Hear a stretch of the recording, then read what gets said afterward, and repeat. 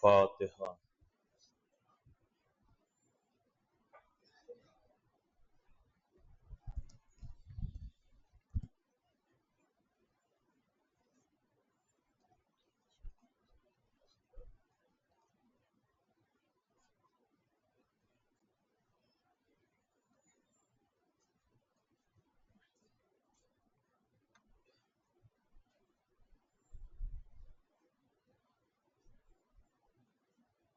اعوذ باللہ من الشیطان الرجیم، بسم اللہ الرحمن الرحیم،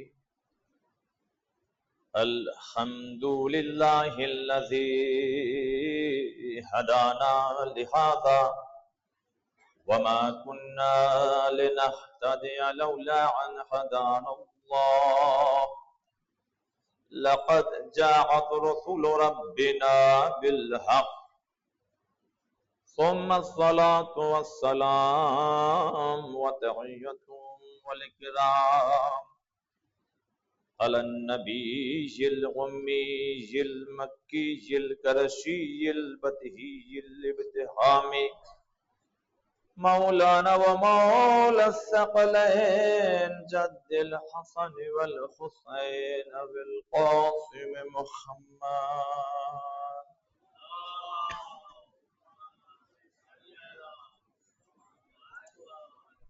وآله الطيبين الطاهرين المعصومين المظلومين المنتجبين المنتخبين.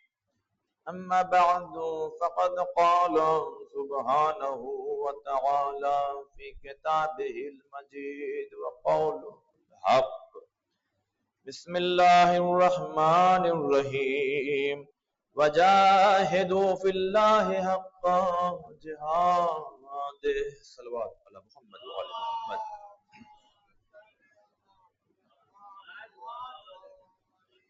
الحمدللہ، اس خدا کا شکر ہے کہ جس نے ہمیں اور آپ کو صدیقہ طاہرہ سلام اللہ علیہا کے چاہنے والوں میں قرار دیا ہے۔ عزیزان محترم، یہ جو مجالس کا سلسلہ ہے اور اس میں جو موضوع ہے اسیران کربلا کا رول حسینی مشن میں، یہ اپنے آپ میں بڑا عظیم موضوع اور یہ ایسا موضوع کہ جس کے بارے میں مسلسل آپ کی خدمت میں یہ بات عرض کر رہا ہوں، اسے سمجھنا بہت ضروری ہے۔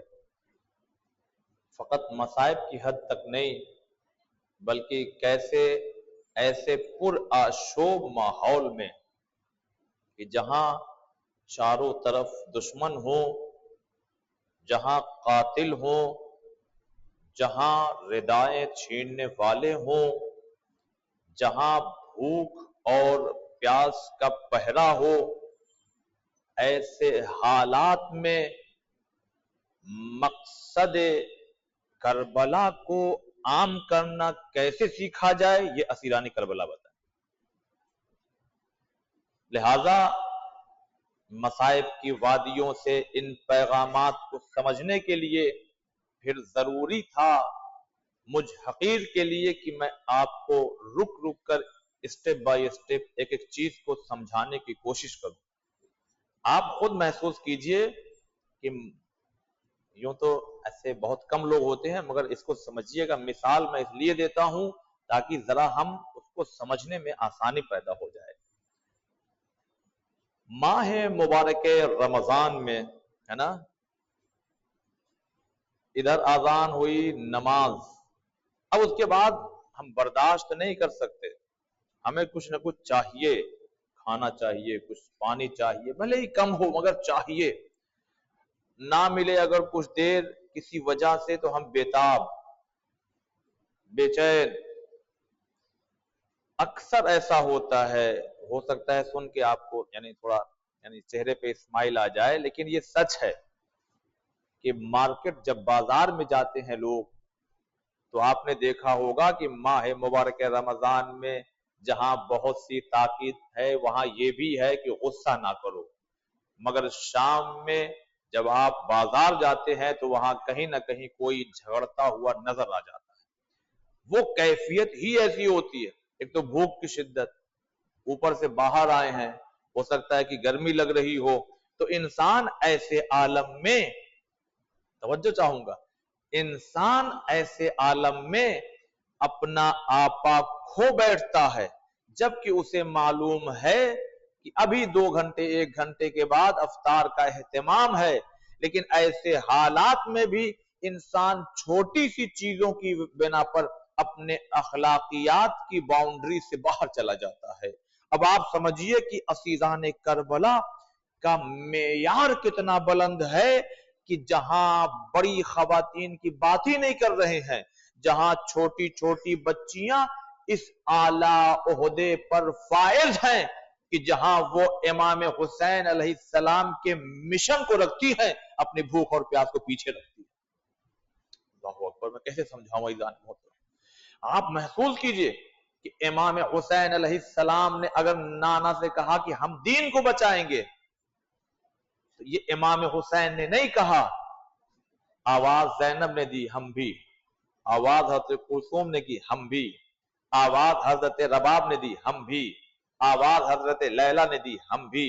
گویا امام حسین کی 5 یا 7 بہنیں کربلا میں جو لکھی جاتی ہیں، شہزادی صدیقہ طاہرہ سے 2 بیٹیاں، مگر امام علی کی الگ اور دوسری بیویوں، دوسری ازواج سے اور بھی وہاں پر امام کی بیٹیاں تھی جو امام حسین کی ظاہر سی بات بہن ہے. یہ ساری بہنیں، یہ ساری بیٹیاں، امام حسن کی بیٹی، امام حسن کے خانوادے اور دیگر تمام بنی ہاشم کی وہ خواتین، یعنی امام حسین کا مشن اور مقصد اگر کربلا سے لے کر کے اس پوائنٹ سے دنیا کے ہر گوش اور کنارے میں اگر پہنچ رہا ہے تو اس میں اسیران کربلا کا یہ اہم کردار ہے، اور یہی ہمارا موضوع ہے. اور اس کا بہترین جو موقع ہے وہ ماہ محرم، یہ 2 مہینہ 8 دن اس کا اہتمام. اور بہرحال یہ تو اب بہت سی جگہوں پر ہونے لگا ہے کہ 10 دن یا 12 دن محرم کے نہیں، بلکہ یہ سلسلہ 2 مہینہ 8 دن جا کر کے ملایا جاتا ہے. خدا سلامت رکھے ان تمام جگہوں کے ان تمام منتظمین کو کہ جنہوں نے یہ اہتمام کیا. اور دور دراز سے علماء، میں اپنی بات نہیں کر رہا ہوں، میں تو طالب علم ہوں، علماء آتے ہیں آپ لوگوں کے درمیان میں تقریر کرتے ہیں. کبھی کبھی یقین میں کرتا ہوں کہ کچھ ایسی باتیں آپ تک پہنچ جاتی ہیں کہ جس کو سننے کے بعد آپ کہتے ہیں اچھا ہوا آج میں مجلس گیا تھا، ورنہ یہ عمل تو میں نہیں کرتا تھا یا میں یہ نہیں جانتا تھا. تو عزیزان محترم، یہاں پہ بزرگ حضرات ہمارے بیٹھے ہوئے ہیں، ہم نے ان سے بہت کچھ سیکھا ہے، لیکن خود یہ گواہی دیں گے کہ ان کا بچپن کیسا عالم تھا، ان کی جوانی یعنی سماج کا کیسا عالم تھا، اور آج کا کردار کیسا ہے کہ آج انسان اگر باہر بھی نکل رہا ہے تو لباس پر بھی خیال کرتا ہے، اپنے چال چلن پر بھی خیال کرتا ہے. یہ کیوں ہے؟ یہ وہی غم حسین کی وہ خنکی ہے کہ جس غم حسین کی مجلسوں نے ہمیں اتنا میچور بنا دیا ہے کہ اب ہم غم حسین برپا کرنے کے لیے اگر بات جان کی آ جائے، مال کی آ جائے تو ہم دینے کے لیے تیار. یہ کہاں سے جذبہ آیا ہے؟ یہ انہی اسیران کربلا کی طرف سے آیا. اور ہم اتنے مانوس ہو چکے ہیں، سنیے گا بہت توجہ سے اب یہاں سے، ہم اس غم سے اتنے مانوس ہو چکے ہیں. مانوس آپ سمجھ رہے ہیں نا؟ میں ذرا سمجھاؤں آپ کو. مانوس مطلب کہ بس اس کے بغیر انسان رہ نہیں سکتا، یا اتنا قریب اس سے رہتا ہے کہ بالکل ایک جیسے ایک لڑکی 18 سے 20 سال تک جو اس کی ایج تھی، عمر تھی، جب تک شادی نہیں ہوئی تھی ہے نا، تو ماں جگاتی تھی اسے، لیکن جب بچے کی ولادت ہو جاتی ہے تو اس بچے سے یہ ماں اتنی مانوس ہو جاتی ہے کہ جو چیخنے پہ نہیں اڑتی تھی وہ ایک ننھی سی کلکاری پہ اٹھ کے بیٹھ جاتی. تو ویسے ہی ہم عزا سے اتنے مانوس ہو چکے ہیں کہ ہم چلتے چلے جا رہے ہیں، لیکن کہیں سے بھی اگر نوحے کی مجلس کی ذرا سی بھی کوئی، حتیٰ کہ رنگ ٹون ٹرین میں چلتے ہوئے بھی، کون؟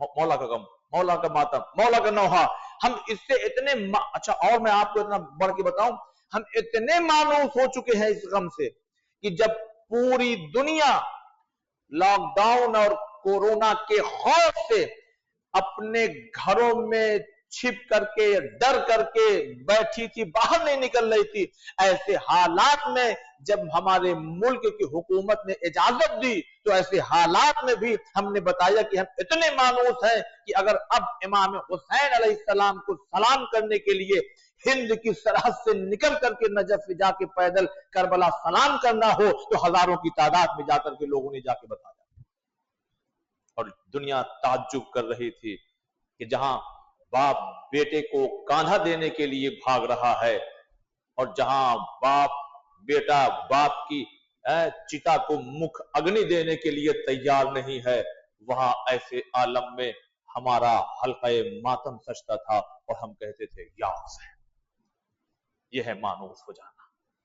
اب بات آئی ہے تو میں چونکہ درمیان میں کچھ ایسی باتیں بھی پیش کرنے کا عادی ہوں، انسان جب کسی چیز سے مانوس ہو جاتا ہے تو اس سے محبت ہو جاتی ہے اور اس کے ذریعے اس کو سکون ملتا ہے۔ اب ایک منزل تک لے کے جانا چاہتا ہوں اور اپنی گفتگو جہاں ہم نے کل چھوڑی وہیں سے بڑھا رہا ہوں۔ عزیزان محترم، آپ ذرا متوجہ رہیے گا، اور بالخصوص میرے نوجوان بھائی، ہمارے اور آپ کے چھٹے امام حضرت امام جعفر صادق علیہ السلام،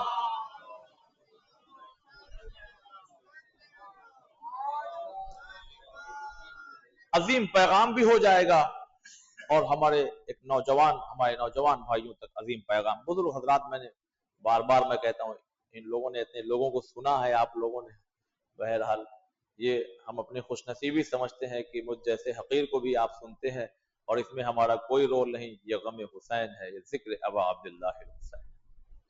امام کیا فرماتے ہیں؟ امام فرماتے ہیں کہ ماؤں کو چاہیے، کوئی ابھی ذکر آ گیا ہے ماں بیٹی کا تو سوچتا ہوں بیان کر دوں، ماؤں کو چاہیے کہ اپنے بیٹے کو بائیں طرف لے کے سوئیں۔ اب دیکھیے کہاں پر بھائی، چاہے ادھر بچہ سو جائے چاہے ادھر، مانوس سمجھیے گا، مانوس چاہے بچہ ادھر سو جائے رائٹ سائڈ پر چاہے لیفٹ سائڈ پر، کیا فرق پڑتا ہے؟ لیکن اگر امام کہہ رہے ہیں تو جیسے امام کا قول، اب سارے لوگوں کے جو جملے ہیں ان کا سردار امام کا قول ہے، اس کا کوئی مقابلہ نہیں، جیسے قرآن کی آیات کا کوئی مقابلہ نہیں۔ لیکن چونکہ امام نے کہا کہ ماؤں کو چاہیے کہ اپنے بچوں کو لیفٹ سائڈ پر، اپنے لیفٹ شولڈر کی طرف، اپنی بائیں طرف لے کر کے سوئیں۔ اب اس پہ ظاہر سی بات ہے سائنسداں ریسرچ ہونے لگی اور باقاعدہ اس کو کتابوں میں جگہ دی گئی، جہاں پر چھٹے امام کے سلسلے سے گفتگو ہوئی ہے وہاں پر یہ ہے، وہ کتاب انگلش میں، اس کا نام مس کر رہا ہوں، بہرحال۔ تو اب سائنٹسٹ نے ریسرچ شروع کی، اس نے کچھ ماؤں کو بلایا، ظاہر سی بات ہے یہ ریسرچ کا جو سینٹر تھا وہ اس طرف تھا اور ان لوگوں پر ہو رہا تھا جو پردے کا معاملہ جیسے ہم لوگ کے ہاں ویسا نہیں تھا ان کے ہاں، ٹھیک، یہ بھی اشارہ دینا کافی ضروری ہے۔ اب انہیں واچ کیا جا رہا ہے، دیکھا جا رہا ہے، اور ان سے یہ کہا گیا کہ آج کی رات ہر ماں اپنے بچے کو داہنی طرف رائٹ سائڈ پہ لے کے سوئے گی۔ تو دیکھا گیا کہ بچے رات میں اٹھ کر کے جاگ رہے ہیں، چونک جا رہے ہیں، بے چین ہو جا رہے ہیں، وہ نیند کی کیفیت نہیں آ رہی ہے جو ان لوگوں نے دوسرے دن دیکھی۔ جب دوسرے رات میں ان ماؤں سے کہا گیا کہ آپ آج کی رات اپنے بچوں کو آپ بائیں طرف لے کر کے سوئیں، تو ذرا دیکھیں کہ وہی چونکہ امام کا جملہ تھا اس ایک جملے پہ ریسرچ ہو رہی ہے، تو پہلی رات داہنی طرف کو لایا تو بے چینی تھی، رات میں اٹھ جاتے تھے، کروٹ بدلتے تھے، یہ تمام چیزیں، لیکن جب بائیں طرف ماؤں نے اپنے بچوں کو سلایا تو سائنٹسٹ کی جو ٹیم تھی اس نے واچ کیا، دیکھا کہ واقعی کل کی بنسبت آج زیادہ سکون میں ہے۔ تو جانتے ہیں نتیجہ کیا نکلا اور کیا لکھ دیا گیا؟ یعنی امام کا قول ایک طرف ہے کہ اپنے بچوں کو ماؤں کو چاہیے کہ بائیں طرف لے کر کے سوئیں، دیکھیں مانوس کسے کہتے ہیں، بائیں طرف لے کر کے سوئیں۔ تو انہوں نے ریسرچ کر کے یہ بات لکھ دی اس لیے کہ یہ مولود، یہ بچہ 9 مہینے تک اپنے ماں کے شکم میں موجود تھا اور وہاں ایک آواز سے مانوس ہو چکا تھا. وہ آواز ہماری اور آپ کی نہیں تھی، وہ آواز ماں کے سینے کے اندر موجود دل کے دھڑکنے کی تھی. لہذا جیسے ہی بچہ 9 مہینے تک اس آواز سے اتنا مانوس ہو چکا تھا کہ پیدا ہونے کے بعد بھی اگر اس بچے کو ماں کے دل کی دھڑکن سے دور کر دیا جائے، رائٹ سائڈ دور کر دیا جائے تو رات میں بے چین ہو جاتا ہے، لیکن جب لیفٹ سائڈ پر بائیں طرف ماں اسے اپنی آغوش، چونکہ دل بائیں طرف ہوتا ہے، لے کے سوتی ہے، تو امام کی یہ حدیث کہ ماؤں کو چاہیے کہ اپنے بچوں کو بائیں طرف لے کے سوئیں. صلوات پڑھے محمد.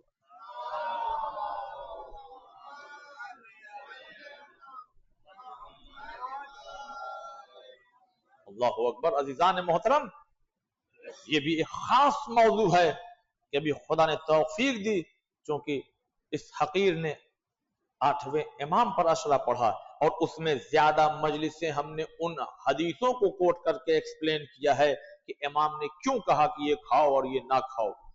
واش روم میں جاؤ، باتھ روم میں جاؤ تو کیسے جاؤ، وہاں بیٹھو تو کیسے بیٹھو، لیٹو تو کیسے لیٹو، کس کروٹ لیٹنا زیادہ مفید ہے، کیسے سونا زیادہ بہتر ہے، کس موسم میں کس چیز کو کھانا زیادہ بہتر ہے. اب اس میں سائنٹیفکلی جو ریسرچ ہو کر کے سامنے آئی ہے ان چیزوں کو کبھی انشاءاللہ توفیق رہی تو پھر آج کا جو بات موضوع جو چل رہا، مانوس.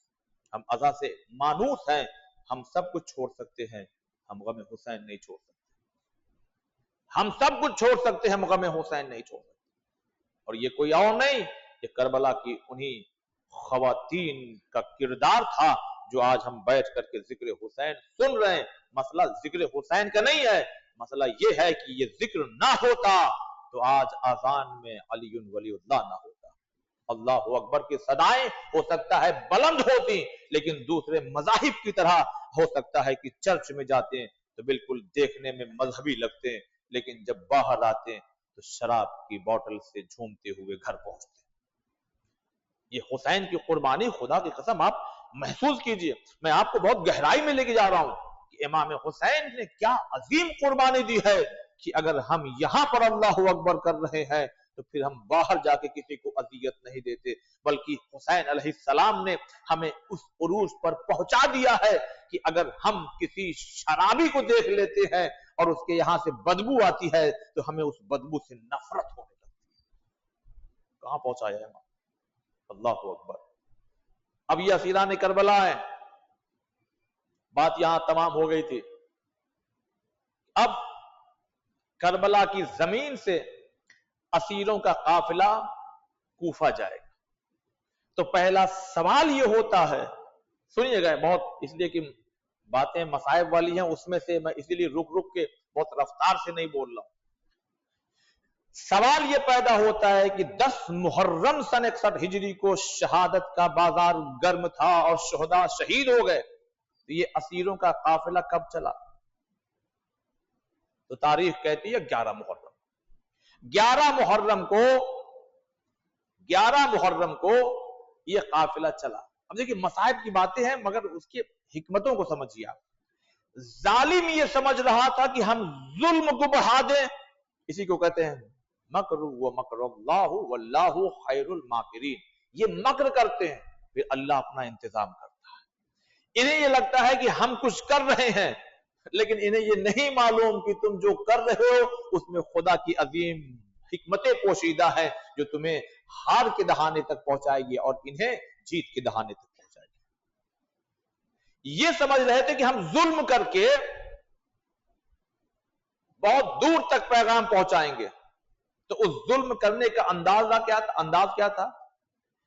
بیویوں کو اونٹ پر سوار کیا گیا. کہیں روایت ہے کہ ایک بیوی ہے، لیکن کہیں کہیں ہے کہ ایک ہی اونٹ پر 2 بیویوں کو بیٹھا لیا گیا. اب اس میں اماری نہیں. اب آپ نے اماریاں دیکھی ہوں گی جو جلوسوں میں برآمد ہوتی ہے، بہت غور کیا کریے اس پر. خالی بھائی جب تقریر ہو رہی ہے، مسائب سن رہے ہیں، گریا کر لیے، پھر تھوڑی دیر دیکھا کریے کہ یوں اس طرح سے ہے نا. پھر جب کبھی اماری جب اونٹ بیٹھ جائے اور اٹھے تو ہمارے یہاں بالکل یوں داہنے بائیں، اور اونٹ چلتا بھی ہے تو داہنے بائیں، تو اس کو بنایا ایسے جاتا ہے کہ انسان، اب میں کیا کروں، جملے مصائب کے ہیں لیکن میں سمجھانا ضروری ہے کہ اس کو اس طرح سے بنایا جاتا ہے کہ اس پر بیٹھنے والا یا بیٹھنے والی اس میں جو لکڑی لگی ہو اس کو پکڑے، تاکہ اگر اونٹ چلے اور تو ڈس بیلنس ہو تو اس کے ذریعے بیلنس بنا لے، ٹھیک ہے۔ لیکن بیویوں کو بغیر محمل کے بیٹھا لا گیا، کوئی پالان نہیں، کوئی انتظام نہیں۔ ایسے عالم میں بیویاں وہ جن کے چھوٹے بچے تھے، جو مصائب میں ہم نے پیش کیا، تو جب اونٹ کو یہ دوڑاتے تھے تو بچے گر جاتے تھے، ٹھیک ہے، آپ مصائب میں سنتے۔ ان کو یہ لگتا تھا ہم ظلم کر رہے ہیں، لیکن وہ بچے جو کربلا سے کوفہ جانے میں جو بچے گر کر کے شہید ہوئے، ان کی قبریں بنی، کئی منزلیں ہیں، تب جا کر کے کوفہ پہنچے ہیں یہ اہل حرم۔ ارے بات کو سمجھیے عزیزان محترم، امام حسین علیہ السلام نے، دیکھیے ہر چیز کتاب میں نہیں، یعنی میں اس کو خطابت کے انداز میں سمجھا رہا ہوں۔ سکینہ بابا، یہ امتحان، یہ امتحان، یہ امتحان، یہ امتحان، اے بیٹا مقصد چونکہ تم سے بڑا جڑا ہوا ہے، یعنی اس طرح سے بات نہیں ہو رہی، میں سمجھا رہا ہوں، لہذا آپ کو زندان میں رہنا ہے، واپس نہیں آنا ہے۔ اب اس میں حکمت کیا ہو سکتی ہے؟ اس پورے پیریڈ میں 1 سال یا اس سے زیادہ، جو بھی آپ سمجھیے، تاریخ میں اختلاف ہے، اس پر نہیں جاتا ہے، اس پہ میں آپ سے بھی کروں گا، اس پہ مت جائیے، چیزوں کو دیکھیے۔ ایسے عالم میں وہ شام کا علاقہ، لاسٹ مجلس شام کے حالات پر رہے گی، لیکن بس 1-2 منٹ کا وہاں سے میں ایک چیز لے رہا ہوں جو آپ کو سمجھانا چاہتا ہوں۔ ایسے عالم میں کہ جہاں بہت زیادہ امام بنی ہاشم کے دشمن موجود ہیں، یہ وہ علاقہ جہاں پر بچے امام علی علیہ السلام کا نام لکھ کر کے پتھر چلا رہے ہیں، مائیں اپنے بچوں کو لوریوں میں یہ صدا دے کر کے بچوں کو سلا رہی ہے کہ ایک علی نام کا ایسا شخص تھا اور جس نے یہ کر دیا اور وہ کر دیا۔ ایسے بازار میں تو پھر ضرورت تھی کہ کسی ایسے کو وہاں رکھا جائے کہ جس کی زندگی کو دیکھ کر کے کچھ لوگ پلٹے، اور اگر وہ بچی جب قید خانے سے سب جا رہے ہیں تب اس کی لہد وہیں پر رہ جائے، تاکہ ان کو مشن جو امام حسین کی قربانی ہے اس لہد کو دیکھ کر کے یاد آتا ہے۔ یہ بات میں کیوں کہہ رہا ہوں؟ یہ جو بچے گرے اور ان کی قبریں بنی، تو جس منزل سے یہ بچے گرتے تھے قافلہ تو چلا گیا مگر قبریں بنی۔ اب مثال کے طور پر یہ ایک بستی تھی، وہاں ایک بچہ گرا اور شہید ہو گیا، اب یہ بستی کا ہر فرد، دیکھیے ہر فرد جب بھی اپنی بستی سے نکل کر کے وہاں سے گزرے گا تو وہ قبر نہیں دیکھے گا، اس قبر کے ذریعے پورا نظام کربلا اس کے سامنے آ جائے گا۔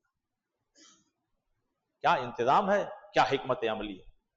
اب اس طرح سے یہ قافلہ چلا تو تاریخ یہ کہتی ہے، اختلاف یہاں ضرور ہے، کوئی کہتا ہے کہ 12 محرم کی رات یا 13 محرم کی، کوئی تقریباً دن میں یا شب لگ گئی 13 کی، بہرحال جب یہ قافلہ کوفے میں انٹری لے رہا ہے، بالکل اس کو ذرا سمجھیے گا، قافلہ کوفے میں انٹری لے رہا ہے، لوگوں کو بتایا کیا گیا ہے معاذ اللہ کہ ایک خارجی نے خروج کیا، اور وہ سب کتابوں میں ہے کہ امیر المومنین کے خلاف، یعنی یزید کو بڑے القاب سے نوازتے تھے، خدا لعنت کرے، کہ یزید کے خلاف اور یہ تمام القاب دینے کے بعد معاذ اللہ خارجی نے خروج کیا۔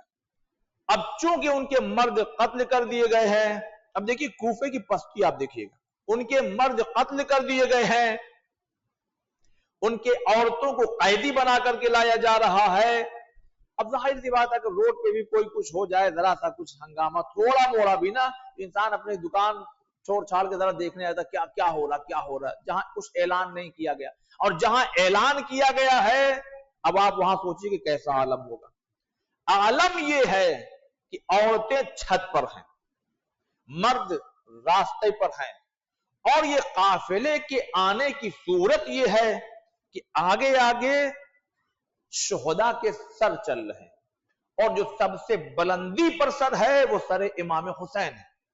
راوی کہتا ہے، اور کئی مقتل کی کتابوں میں یہ جملے مل جاتے ہیں، کہ آپ پستی دیکھیے عزیزان محترم، میں پہلے آپ کو سمجھاؤں، نہ جانے کتنی دفعہ ہمارے ہندوستان میں ہی الگ الگ علاقوں سے یہ خبر آتی ہے کہ یہ معجزہ ہو گیا، ٹھیک، اور پھر بعد میں یہ خبر آتی ہے کہ نہیں ایسی کوئی بات نہیں تھی، وہ کپڑا کچھ ایسے رکھ دیا گیا تھا تو ایسا نشان ہو گیا، وہ اصل میں وہ لیکیج تھا تو وہاں سے پانی آ رہا تھا، تو ایسے بھی حالات ہوئے ہیں، اور کہیں کہیں بہت سی چیزیں ہوئی ہیں جہاں پہ لوگ زیارت کے لیے جاتے ہیں، ٹھیک ہے۔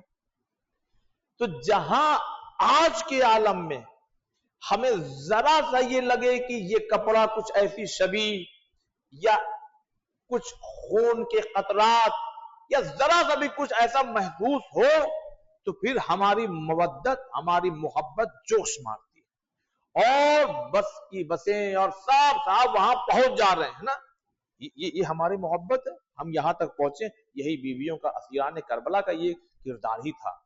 لیکن کوفہ کیسا ہے؟ کوفے کا عالم یہ ہے عزیزان محترم، میں خود جب پڑھ رہا تھا تو ایک عجیب تعجب کی دنیا میں ڈوب کر کے رہ گیا، مطلب کیسے ہو گئے تھے؟ مولیت بطونکم من الحرام، یہ امام کا جو جملہ ہے نا، یہ جملہ نہیں ہے، یہ امام سمجھا رہے ہیں کہ جب حرام جاتا ہے تو ہوتا کیا ہے کہ دین صرف سامنے دکھائی دیتا ہے، اندر نہیں ہوتا۔ جانتے کیا ہوا؟ جب آگے آگے سر امام حسین، دیگر سر، پیچھے بیویوں کا قافلہ بغیر پالان کے، جملہ مصائب کا ہے مگر سنیے، کوفہ ہے، مگر 2 دن کے اندر، ارے آپ میں سے بہت سے لوگوں نے، میں اس کا ریفرنس دے دوں خالی بس اور سمجھانے کے لیے، مختار نامہ دیکھا ہوگا، اس میں جب صحرا میں کوئی جاتا تھا تو آپ مردوں کی حالت کیا ہوتی تھی؟ پورا منہ سب باندھ کر کے، دیکھا کہ نہیں آپ نے؟ دیکھا کیوں؟ اس لیے کہ دھوپ کی تپش اور ریت کا اڑنا گرم ہواؤں کے ساتھ تو محمل بنائی جاتی تھی، اور اس پر پردے ڈالے جاتے تھے تاکہ یہ گرم ہوائیں اور یہ دھوپ کی شدت ان کے چہروں کو متغیر نہ کرے۔ اب یہ جملہ مصائب کا ہے، لیکن اس کیفیت کو سمجھیے۔ جب یہ بیویاں کوفے میں داخل ہوئی ہیں تو راوی لکھنے پر مجبور ہو گیا، اور ظاہر سی بات ہے، میں ایک جملہ کہتا ہوں جو دلوں میں چبھ جائے گا، 40 میں وہ حضرات، 40 میں ایک دم قریب والی مثال دوں تاکہ سمجھ میں آئے، وہ حضرات جو اپنے شہر میں، اپنے علاقے میں بہت زیادہ نہیں چل پاتے، بہت نرم مزاج کے ہوتے ہیں، ان کے ہاتھ پیر بہت نرم ہوتے ہیں، تو پھر وہ وہاں پر بھی جا کر کے، کچھ لوگ تو حوصلے سے چلتے ہیں، خون بہ جاتا ہے، مگر بہرحال لیکن کچھ لوگ نہیں چل پاتے۔ کیوں؟ اس لیے کہ یہاں عادت نہیں ہے۔ وہ بیویاں جو بنی ہاشم کے گھرانے کی ہوں، کہ جہاں چاروں طرف پردے کا ایسا عالم ہو کہ جہاں پڑوسی بھی کہے کہ ہم دیکھنے کے دور کی بات، ہم ان کے گھر کی خواتین کی آواز نہیں سنتے۔ اب دیکھیے، میں کہیں لے کے جانا چاہتا ہوں آپ، ایسے عالم میں جب بیویاں، میں جان بوجھ کے کہہ رہا ہوں، اس جملے کو سنیے کیوں کہہ رہا ہوں، ایسے عالم میں جب یہ بیویاں بغیر پالان اور بغیر محمل کے دوسرے دن پہنچی ہیں تو چہرے کی حالت یہ ہو چکی تھی کہ دیکھنے والا بھی اب انہیں صحیح سے نہیں پہچان پائے گا، ایسی حالت ہو چکی تھی۔ دھوپ کی شدت، دھول کا اڑنا، بغیر چادر کے، یہ تمام چیزیں، ٹھیک کیوں پیش کر رہا ہوں اس کو سنیے، بہت گہری بات ہے۔ اب جب کوفے میں داخل ہوئی نا یہ لوگ، تو سب سے کیا کہا گیا؟ معاذ اللہ، خارجیوں کا قافلہ آ رہا، اسیروں کا قافلہ آ رہا۔ تو اب جب عورتوں نے دیکھا، دیکھیے کتنی پستی میں یہ سماج ہے، جب عورتوں نے دیکھا اور سامنے کیا ہے؟ دین ہے. بس سطحی لیول والا دین ہے. دیکھیے کہتے ہیں کہ ارے کچھ بچے ہیں ابھی پہچان نہیں پائیں صحیح سے، کچھ بیویاں ہیں، بچے بھوکے ہیں، پیاسے ہیں، چہرے سے لگ رہا ہے. تو جانتے ہیں دیکھیے دین تھا، ایسی بات نہیں ہے، لیکن کیا سطحی دین. دیکھیے تو یہ عورتیں دوڑی ہوئی گھر میں گئیں، کسی نے کنیز کو بھیجا کہ جاؤ جاؤ جلدی جاؤ جلدی جاؤ جلدی جاؤ. ارے ہم سے بھی یہ کہا گیا ہے کہ اگر صدقہ دو تو ضرورت مند کو پہنچاؤ. اب یہ مصائب کے جملے ہیں مگر میں کیا کروں، میں آپ کو ایک منزل تک لے کے جانا چاہتا ہوں. عزیزان محترم، تھا دین ان کے پاس، مگر دیکھیے گا کتنے پھر بے دینی میں بھی ڈوبے ہوئے تھے. اتنی بے دینی میں ڈوبے ہوئے تھے کہ دین یہ تھا کہ دوڑے ہوئے گئے صدقے کی کھجوریں اور روٹیاں لے کر کے آئے اور بچوں کو دینے لگے. ان کی عورتیں بچوں کو دیں. اور جناب زینب اور جناب کلثوم، اس میں سے جناب کلثوم سلام اللہ علیہ کا جو فرسٹ اسٹیپ ہے، اب دیکھیے گا یہاں پر یہ نہیں ہو سکتا. جملے پہ غور کیجئے گا اور میں آپ کو ڈیپلی سمجھاؤں تب آپ کو یہ مرحلہ سمجھ میں آئے. پوری نہج البلاغہ، میں یہ سب نہیں کہوں گا کہ میں چیلنج کر رہا ہوں اور یہ سب کچھ نہیں، لیکن گزارش کروں گا پوری نہج البلاغہ شروع سے لے کے آخر تک، خطبات، مکتوبات، کلمات قصار، آپ سب پڑھ ڈالیے اور پوچھئے کسی عالم دین سے کہ یہ جتنے امام کے اقوال ہیں وہ حیات پیغمبر میں کتنے ہیں. عالم خاموش ہو جائے. جانتے ہیں کیوں؟ اس لیے کہ اس گھرانے نے ہمیں یہ ادب اور تہذیب، یہ طریقہ سکھایا ہے کہ جہاں خود بڑا معصوم موجود ہو وہاں چھوٹا خاموش رہتا ہے. اس کو اگر آپ سمجھ گئے ہیں تو میں آپ کو بتاؤں 11 ہجری 28 سفر تک منبر پر رسول، زیر منبر مولا کائنات. اب جو کچھ بھی بولنا ہے نبی کو بولنا ہے.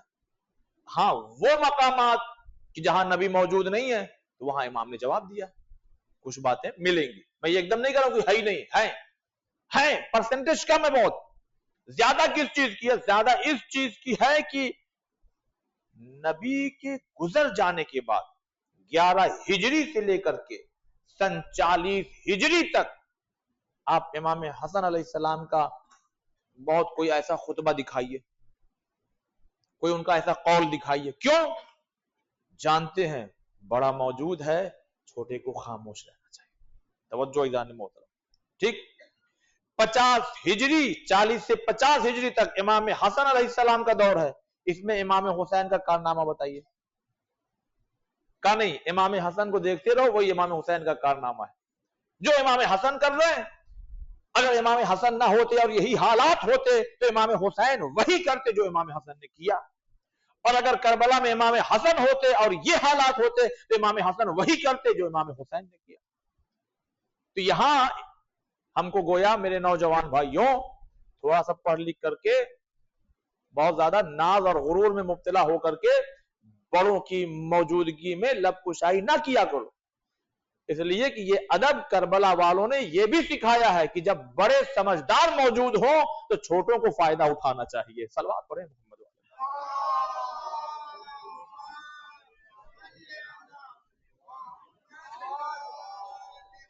اب سنیے عزیزان محترم، یہ اچھا یہ چیز کلیئر ہو گئی. اب ٹھیک، میں کیوں کہہ رہا ہوں ایسا؟ اس لیے سمجھانے کی کوشش کر رہا ہوں. نبی موجود تھے تو امام علی امام ہونے کے باوجود بھی خاموش.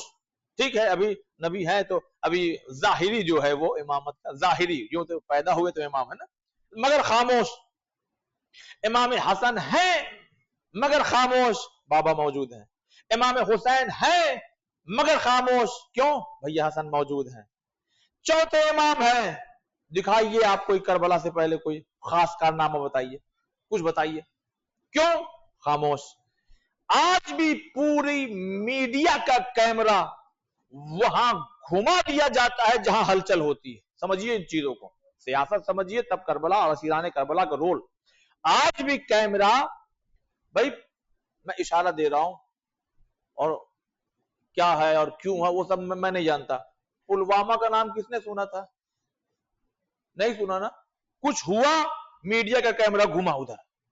ऐसे ही बहुत से ट्रेन के एक्सीडेंट होते हैं, जिस इलाके में हुए हमको मालूम ही नहीं, लेकिन जब वहां पे हलचल हुई तो मीडिया का कैमरा घुमा। अब हमने जाना कि अच्छा यहां पर ये भी है, ये इलाका है, ये फला चीज है, यहां अभी जो टेररिस्ट अटैक हुआ ये यहां पे है, कश्मीर में यहां है। तो पहले नहीं मालूम था, लेकिन अभी क्या है, सबकी जबान पर है। मैं कुछ कहना चाह रहा हूं इदाने में, सबकी जबान पता ये लगा कि जहां जहां हलचल होती है वहां कैमरा घूमता है। तो उस जमाने में कैमरा नहीं, कलम, मगर खामोश, कोई तहरीर नहीं। और ये तहरीर ना होके बता रही है, जब बड़े मौजूद हैं, शायद मैंने बहुत देर लगा दिया समझाने में, अब मंजिल करीब आ गई है। जब बड़े मौजूद हैं, मासूम मौजूद हैं, चाहदा मासूमीन की फहरिस्त के लिहाज से कह रहा हूं, तो खामोश, छोटा खामोश, जबकि वो भी मासूम है, खामोश खामोश। नहीं, अब सुनिए आप भी खामोशी से जो मैं कहने जा रहा हूं, जिसके लिए मैंने 7-8 मिनट ले लिए। अजीजान मोहतरम, चाहदा मासूमीन के फहरिस्त में होने के बावजूद चौथे इमाम मौजूद हैं, मगर उनकी मौजूदगी में, एक मासूम की मौजूदगी में, अब जनाब ज़ैनब और जनाब उम्मे कुलसूम चौथे इमाम से पहले कूफे में कलाम कर रही। क्या सवाल नहीं है? सवाल नहीं बनता ये कि वो ज़ैनब, दूसरी मर्जी याद कीजिए, वो ज़ैनब जो जलते हुए खैमे में शाना हिला के पूछ रही हैं, ये सज्जाद, हम खैमे से बाहर निकल जाएं या खैमे में जल के जान दे दें, रिदायत छीन जाएंगी। आज वो ज़ैनब है जो कूफे में खुतबा देने के लिए तैयार है, और करबल वही ये सज्जाद मौजूद है। क्या सवाल नहीं बनता ये? सुनिए मैं कहां लेके जा रहा हूं। हिकमत है इसमें, हिकमत है कि कूफा वो जगह है, वो जगह है कि जहां यही शहजादियां तकरीबन 4 साल तक रह चुकी हैं और इन कूफियों की कुछ खवातीन को दर्स और तफसीर पढ़ा चुकी हैं। अरे मैं अजीम बातें पेश करने जा रहा हूं।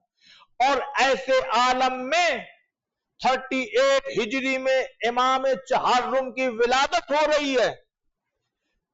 2 साल के बाद 40 हिजरी में, इस बारीकी को समझिएगा, क्यों इमाम मासूम होते हुए भी मासूम खामोश है और शहजादियां कलाम कर रही हैं। देखिए हिकमत इसी को कहते हैं।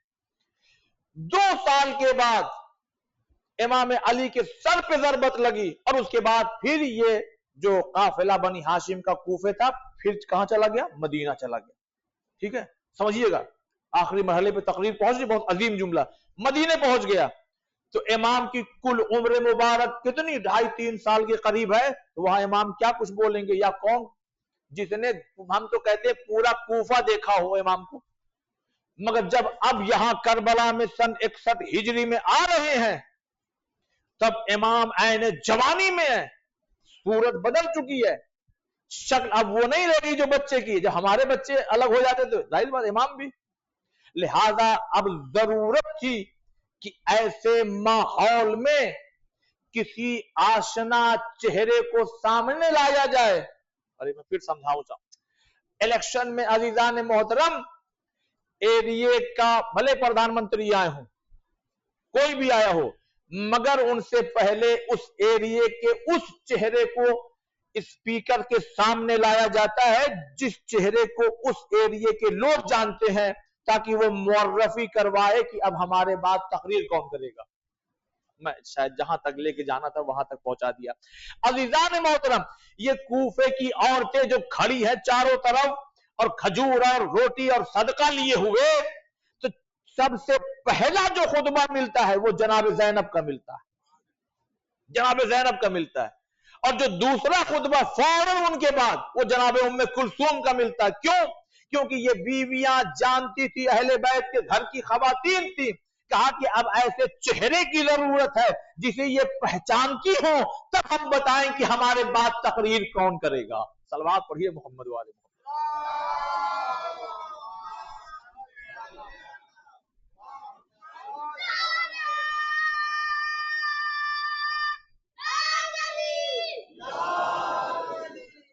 دیکھیے حکمت، دیکھیے عزیزان محترم، دیکھ رہے ہیں آپ حکمت. امام 38 ہجری میں پیدا ہو رہے ہیں، ہے نا، لیکن کوفے والے نہیں جانتے ہیں. اب آپ، آج میں پڑھ رہا تھا تو میں نے سوچا کہ دیکھیں خطبے میں کیا ہے، تو خدا کی مدد شامل حال ہوئی تو جناب زینب سلام اللہ علیہ کا جو خطبہ شروع ہو رہا حمد و ثنا کے بعد، تو جانتے بالکل دھمکی نہ کہا جائے، بالکل اس طرح سے کہ جیسے دل کی بات. تم لوگوں نے بلایا ہمارے بھائی کو، اب پورا اس میں پورا خطبہ ہے، اسے بلایا جس نے جنگ میں تمہیں بچایا ہو، صلح کر کے تمہیں بچایا ہو، یہ کر کے تمہیں بچایا ہو، اور بلا کر کے تم لوگوں نے یزید کا ساتھ دے دیا. اس کو کہتے ہیں ڈانٹنا. استاد اپنے شاگرد کو ڈانٹ سکتا ہے. ارے میں کچھ کہہ رہا ہوں عزیزان محترم، یہ جو آپ جا کر کے نا، میں تو کہتا ہوں نوجوان بھائیوں سے سوشل میڈیا پہ جائیے اور کتابوں کو ڈاؤن لوڈ کیجئے، خطبات پڑھیے، خالی اسی لیے پڑھیے کہ دیکھیں جناب زینب کا لہجہ کیا ہے، ڈانٹ رہی ہے بالکل. اور جانتے ہیں اس میں مصائب کا ایک جملہ جو اکثر پڑھا جاتا ہے، اس میں شہزادی نے ایک جملہ بھی کہہ دیا ہے، تم لوگ رو رہی ہو.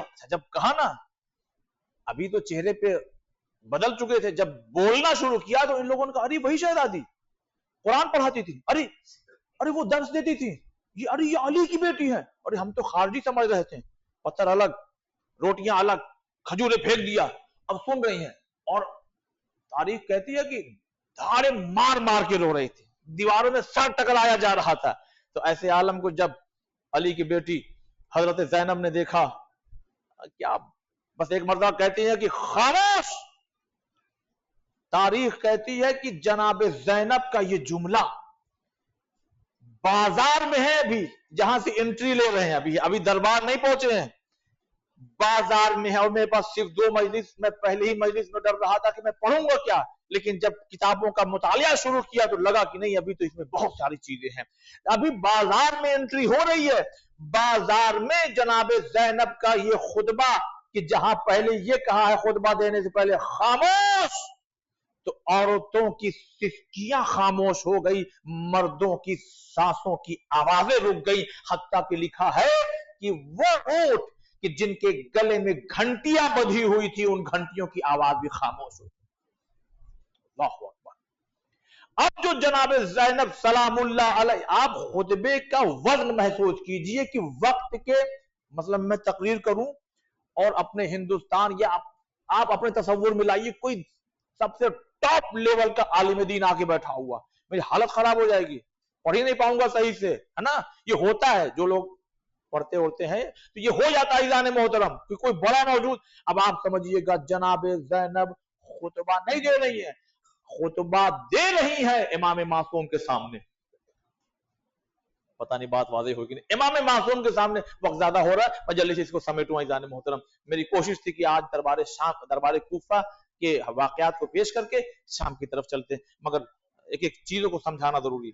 اب جب جناب زینب نے کہا کہ خاموش، تو سسکیاں خاموش، سانسوں کی چلنے کی رفتار کی وہ آوازیں خاموش، اونٹ کی گھنٹیاں خاموش. اور ایسے عالم میں حمد و ثنا کر کے جب جناب زینب نے ان کوفے کی عورتوں کو ڈانٹنا شروع کیا ہے، مردوں کو للکارنا شروع کیا، تو یہ رو رہے تھے. اور اسی میں جناب زینب نے ایک جملہ کہہ دیا، ارے تم اگر رو رہی ہو تو پھر میرے بھائی حسین کا قاتل کون ہے؟ کون ہے قاتل؟ کون ہے قاتل؟ اس کے بعد اب جناب ام کلثوم، اب دیکھیے میں پورا خطبہ نہیں پڑھ رہا ہوں، بس اشارہ دے گزر رہا ہوں، اور میں آپ کو دعوت فکر دے رہا ہوں. جا کے خطبہ پڑھیے، آپ انگلش جانتے ہیں انگلش میں پڑھیے، اردو جانتے ہیں اردو میں پڑھیے، جو لینگویج ہے. اس کے بعد جیسے ہی جناب زینب سلام اللہ علیہ خاموش ہوئی ہیں، تو آخر میں یہ سطر، یہ لائن ملتی ہے کہ چوتھے امام نے کہا، پھوپھی اماں آپ تو عالم غیر معلمہ ہیں. آپ کہتے ہیں ہمارا حوصلہ بڑھاتے ہیں، علماء کو بڑھاتے ہیں.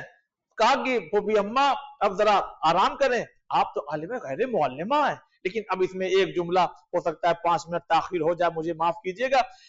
ایک انسان کہ جو نابینا ہے، وہ جب خطبہ سن رہا ہے، ایسے لوگوں کا کان، یعنی سننے کی جو چھمتا سب کی برابر ہوتی ہے، لیکن جب ایک چیز کم ہوتی ہے تو دوسری چیز ایکٹیو ہو جاتی ہے. تو وہ سن کر کے اپنے پاس والے سے کہتا ہے، کیا قیامت کے منظر آ گئے؟ کیا ہوا؟ کہا کہ آج 20 سال ہو گئے علی کو شہید ہوئے، لیکن 20 سال کے بعد اسی لہجے میں آج کوئی بول رہا ہے۔ بس ایک مرتبہ کہا گیا ہاں اسی علی کی بیٹی تقریر کر رہی ہے، تو ایک جملہ میں نظر کرنا چاہتا ہوں عزیزان محترم، علی کا لہجہ خاص 2 جگہ استعمال کیا گیا۔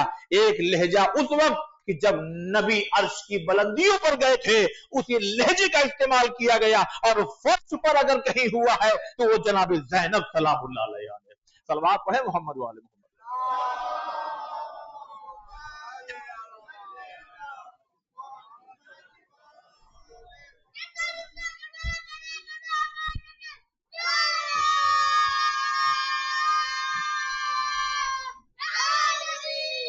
بس عزیزان محترم، اپنی گفتگو کو میں یہیں سے آگے بڑھاؤں گا۔ بس یہی گزارش ہے کہ ان باتوں کو جو میں بڑی محنتوں سے پیش کر رہا ہوں آپ اپنے ذہنوں میں محفوظ رکھیے گا، ایک ایک پوائنٹ۔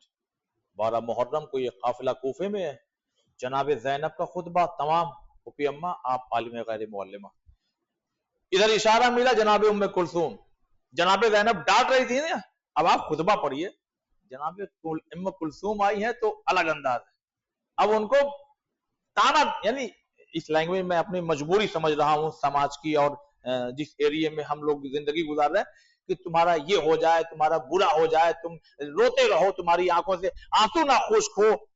ایک بہن کا لہجہ الگ ہے اور دوسری بہن کا لہجہ الگ ہے۔ جب ایسا ماحول بنا دیا کہ عورتیں سر ٹکرانے لگی، مرد گریہ کرنے لگے، جب پورا ماحول بن گیا تب علی کی بیٹیوں نے اشارہ کیا تو امام معصوم نے خطبہ دیا۔ لہذا ضروری تھا، اسی لیے شام میں پہلے سید سجاد کا خطبہ ہے مگر کوفے میں بعد میں خطبہ۔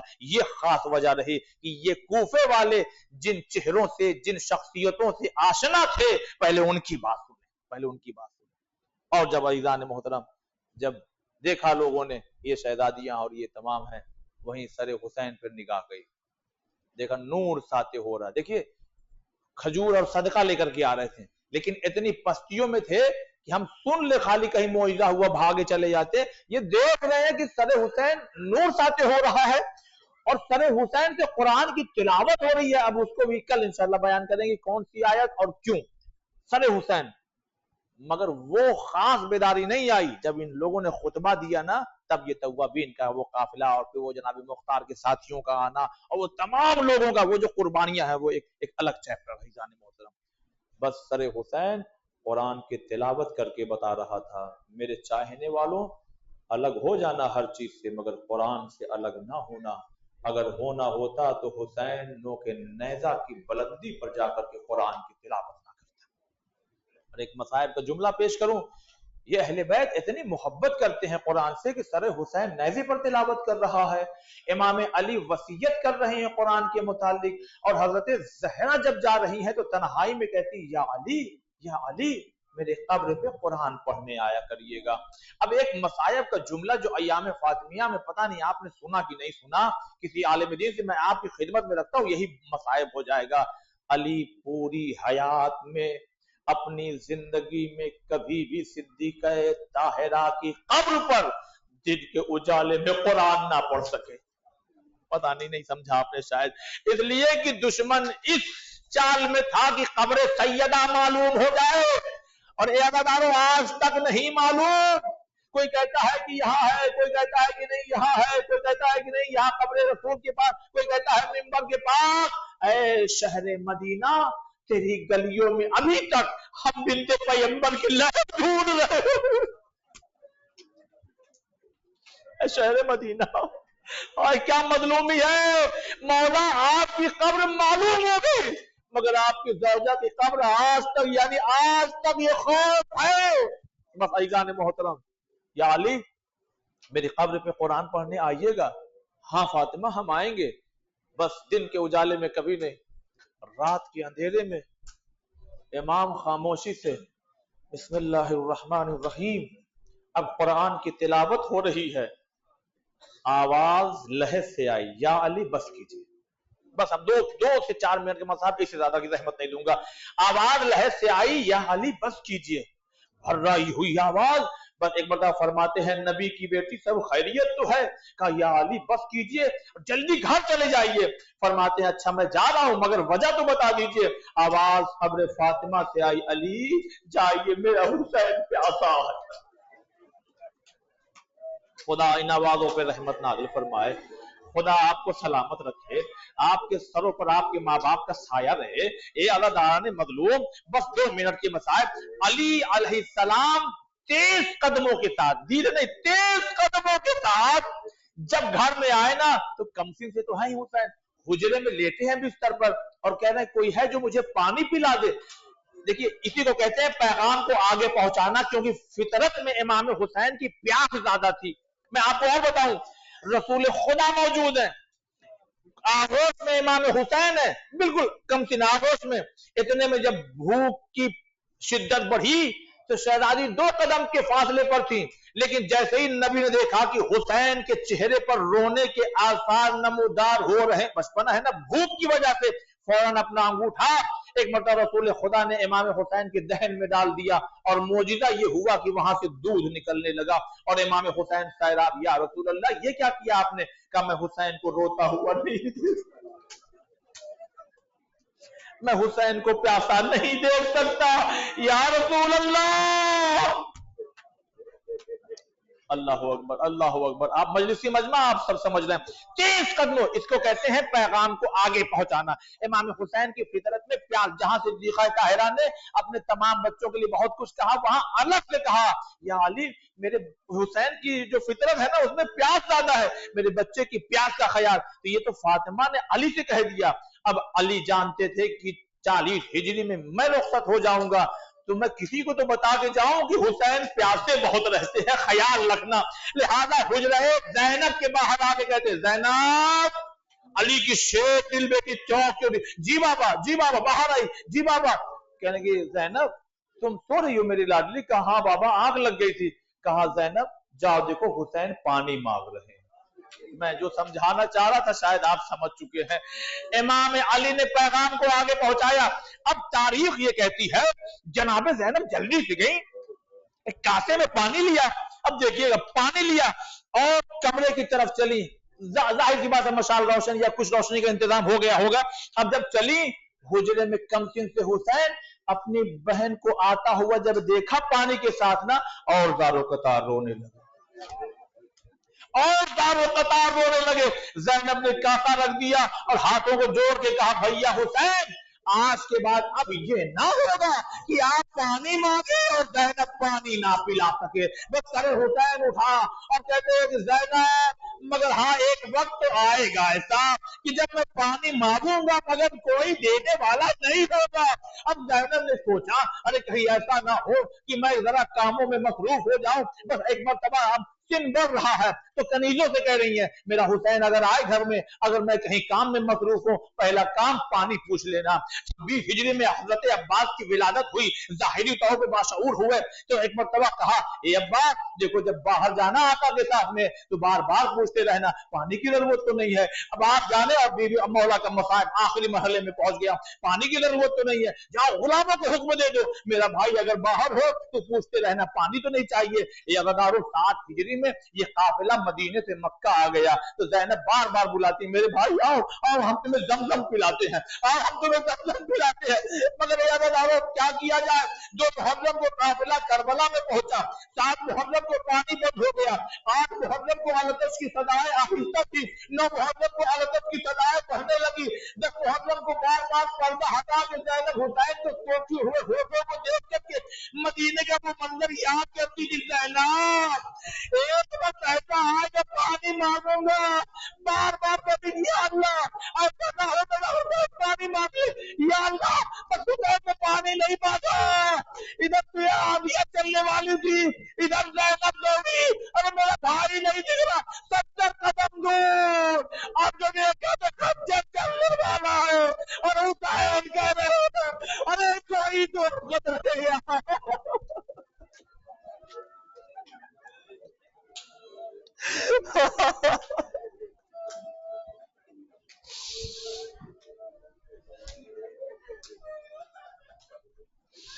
अला लअनतुल्लाहि वल कौमिज़ ज़ालिमीन इन्ना लिल्लाहि व इन्ना इलैहि राजिऊन। खुदाया हमारे इस मुख्तसर सी अज़ा को कबूल फरमा, परेशान हाल की परेशानियों को दूर फरमा। खुदाया इन नम आँखों के साथ हम तेरी बारगाह हमें हुसैन का वास्ता देते हमें करबला मोहल्ला की ज़ियारत नसीब फरमा, हज और उम्रा करने की तौफीक इनायत फरमा, हमारे मरहुमीन की मगफिरत फरमा।